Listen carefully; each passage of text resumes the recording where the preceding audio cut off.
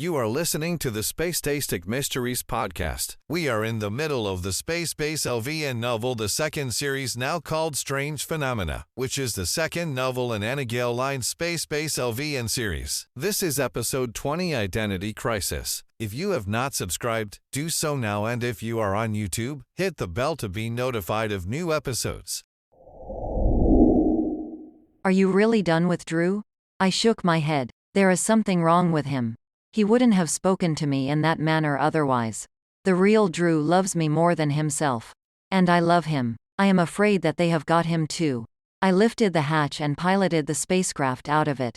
When we flew toward India 7, the comm system announced, "The Clue crew is on the line for you. Johnny, activate the terminal near you." When he did, the screen split into 3 sections. One held the green-eyed, dark-haired Colonel Jessa Masters. In the middle section, the curly, blondish brown-haired, pale green-eyed Colonel Dr. Jordana Cassidy, and the red-haired, blue-eyed Colonel Elizabeth, Zebby, Clayton on the last section. Johnny greeted, lips forming a smile. "Hi, Lucky Star, Zebby and Donnie." "Hey, Johnny," they chorused. "What's the 411?" I questioned, glancing at each of them. "As much as I am curious as to why Johnny is with you, especially when his wife is calling me," Jessa started, meeting my gaze, "I have heard rumors that you have an invasion on your space base. It is the beings from 10 years ago." When she saw me nod, she said, "There is intel that they are there to stop something from happening. Our guess is that it is in regard to the land on India 7 and how the supervisors have been voting." Zebby interjected, looking my way, "She is right. But this is about the war between the two races claiming that India 7 is their home planet. These beings have something to do with the Zeitverschiedits. I don't know if these beings are another race in connection with the Zeitverschiedits, or if the Zeitverschiedits are these beings." I twisted my mouth, then said, "Interesting." Donnie added, "We have decided to send hook and shoots to LVN because what the beings left in your computer system is too advanced for your engineers. And since the equipment upgrade was designed by Hook and Shoots and the rest of the fire squad, they are going to see if they can figure out what is going on. These people are projecting themselves as people I love and trust. I am at a loss as to who is friend and who is foe right now," I maintained. I moved my eyes over them and asked, "Can you ask your contacts if my father murdered my mother?" There was an audible gasp from all but one member of the 3. "Jessa," I returned my eyes to her and required, "What do you know?" "I know that his fingerprints were on the weapon that killed her. I know that he was seen in the vicinity.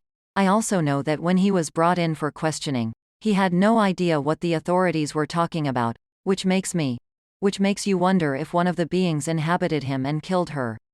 "Exactly," Jessa agreed, holding my gaze. "I didn't tell you what I knew because I didn't know how you would react. I know your relationship with your father has been rocky at best. I was waiting for you to ask." I felt sincerity coming from her. I nodded. "I could see that. I don't see him doing it. But if one of the beings did this, how are we going to prove it?" "What makes you think that Jack isn't capable of this?" Johnny posed, turning in his chair to face me. "I guess all of us, given the right circumstances, could take another's life," I answered, combing my fingers through my hair, "especially in our line of work. Given your history with my parents, though, are you sure you can be objective?" Jessa gasped, then wagged her thumb. "Renata is the one who got away. You went to help Tony and Alex solve her murder.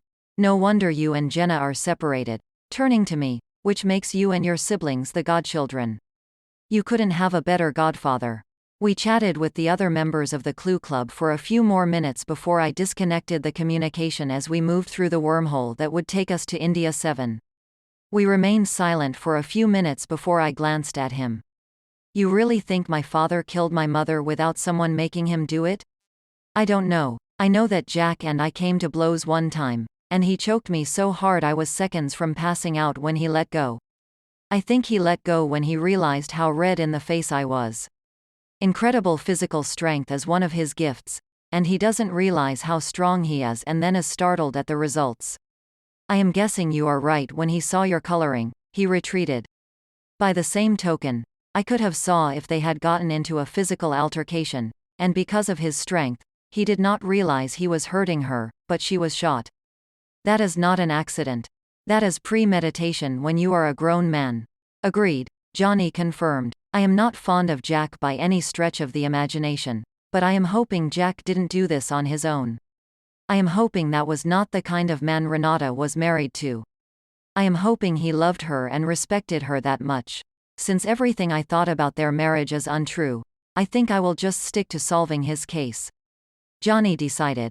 I am curious how this is going to turn out, considering we have beings inside humanoids doing despicable things and beings who are projecting humanoids as other humanoids.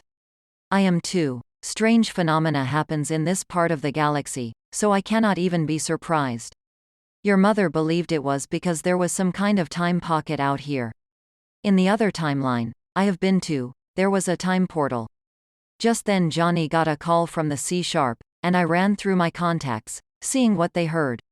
When we finally saw India 7 come into sight, I started my descent routine before landing the spacecraft into a wooded area.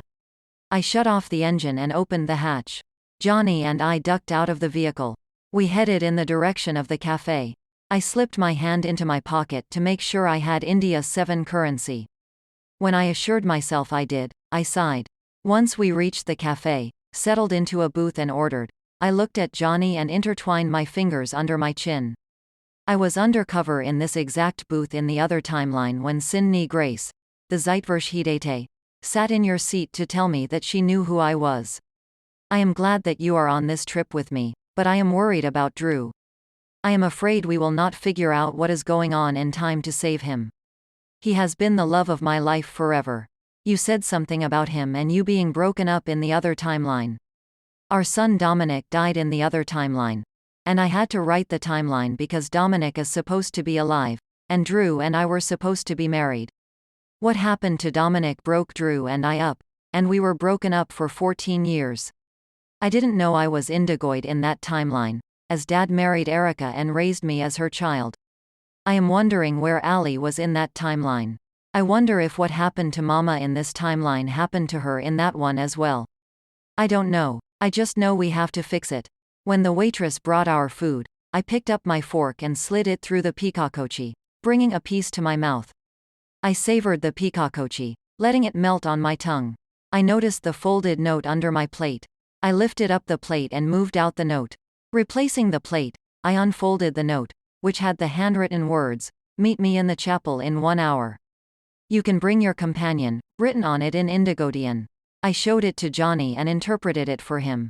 I don't recognize the handwriting. Someone knows we are here, Johnny decided, taking a bite of the pikakochi. Gesturing to the food, he decided, I forgot how good this is. He motioned to the note. I wonder who knows we are here. Jack and your friend Ethan are on the LVN along with your twin. We have to be careful. It could be someone trapping us with a familiar face. Someone who we would not think twice about helping out. That is sad that we cannot trust anyone. As a federal agent, Johnny, I don't trust anyone easily anyway. Cynicism and distrust are as a part of my uniform as my flight coveralls and comlet. I understand that, but it is so sad. Johnny and I worked on our food in silence before I picked up my glass of Oriplem juice and put it to my lips. Oriplems were fruit that grew on trees on India 7. I know, but you get used to it. My motto is to trust no one because you never know when someone will screw you over to get what they want. I looked over at him and said, we are going to meet the person, but I am going to flip on my homing device, so the IIB knows where I am, and I am going to make sure my weapon is loaded. I do not know who this person is or their intent. This way the IIB can send help if we are in trouble. And I have Tony meeting us there. How do you really feel about Tony being married to your sister Abby? I don't like the way it happened. I was prepared to hate him when I found out. I was prepared to have to whip him into shape after his reputation as an alcoholic, but I have to admit I like Tony. I like working with him. He is smart, thoughtful and kind. He is the person now that I suspect he was when he met Jessa, and he and Abby are good together and seem to really care for each other. I have never seen him so calm and content before. I don't like the fact that he left Jessa to raise his children, but, in his way, I suspect he was doing what he felt, and still feels, is best for them. I don't know, I just feel like a parent should raise their children if they are able to, but my sister Abby doesn't want any children. She is technically their stepmother, but I guarantee, she is not going to make an effort to get to know them because they are Jess's responsibility now. I love her, but I cannot see her point. Alli and I are the only ones with children at this moment. Aiden is taking forever to settle down and have children, if that is even what he decides to do. His heart has always been on taking his rightful place on the supervisors. How do you feel about Alli? I don't know Alli, at least this version of her. It is going to take time for us to develop a relationship, if she even wants one, because it sounds like, from Mama, that Alli doesn't know what she wants.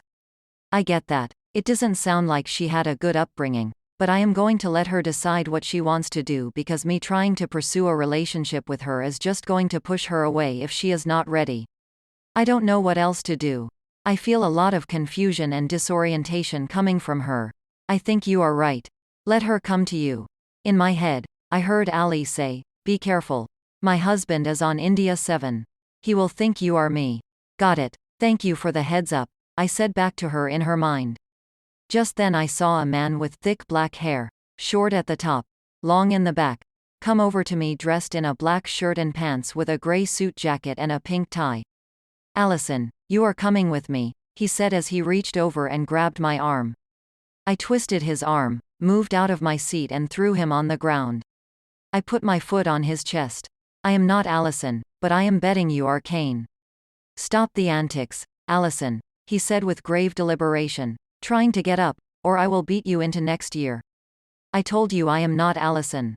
I am Alexandra, Colonel Alexandria Madrid," I told him, gesturing to my chest. I felt arrogance coming from him. I am her identical twin sister. We were separated when our mother died, and she was abducted. Fear started to bubble up inside him. "Come off it, Allison. You have no twin. Straighten up and take what is coming to you." I shook my head, retrieving my 9mm from my secret compartment. "I am not going anywhere with you because I am not Alli, but, I am also telling you now, neither my twin or my niece Zane are going anywhere with you. I am not the twin to mess with." I held my gun on him. "If you do not turn around and walk out of here on your own, I am going to make it difficult for you to walk out of here of your own volition." I trained my 9mm on him and cocked it. I felt the fear mounting in him. "You cannot even shoot a gun," he told me. "You have never even held one before. You are thinking of Alli because this twin has held a gun and shot a gun many times since I was 19. And although you are trying to put on that I am not scared attitude, I know you are. I sense fear in you, and I know you know exactly who I am. And I am guessing you were sent in here to take me out."